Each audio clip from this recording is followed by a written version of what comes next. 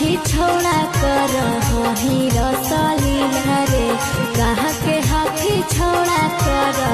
ही रसलीला रे आगे कर देबौ ढीला घरवा हे कौ गया जी लागे कर देबौ ढीला घरवा हे कौ गया जी लागे अरे देही के नहमरिया चुमा मांगो ही तिला तिला रे देही के नहमरिया चुमा मांगो ही तिला तिला रे आगे कर देबौ ढीला घरवा हे कौ गया जी लागे कर देबौ ढीला घरवा हे कौ गया जी लागे।